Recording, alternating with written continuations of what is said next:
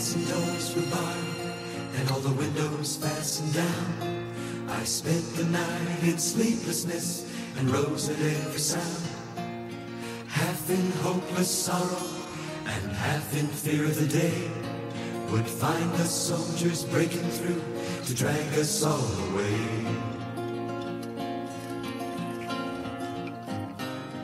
Just before the sunrise, I heard something at the wall. The gate began to rattle, and a voice began to call. I hurried to the window, looked down into the street, expecting swords and torches and the sound of soldiers' feet. There was no one there but Mary, and so I went down to let her in. John stood there beside me as she told us where she'd been.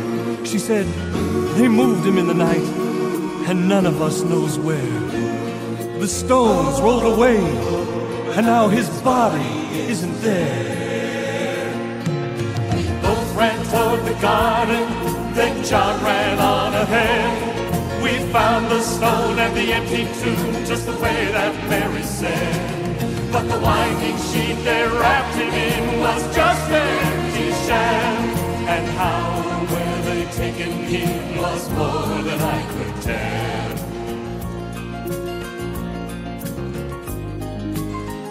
But something strange had happened there. Just what I didn't know. John believed a miracle, but I just turned to gold.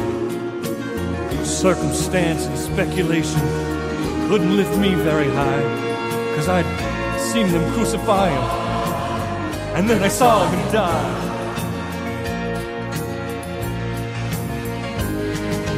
Back inside the house again, the guilt and anguish came. Everything I'd promised him just added to my shame. When at last it came the choices, I denied I knew his name. I denied I knew his name. Even if he was alive, it wouldn't be the same. But suddenly the air was filled with a strange and sweet perfume. Like it came from everywhere, drove shadows from the room. Jesus stood before me with his arms held open wide, and I fell down on my knees and just clung to him and cried. He raised me to my feet, and as I looked into his eyes, love was shining out from him like sunlight from the skies.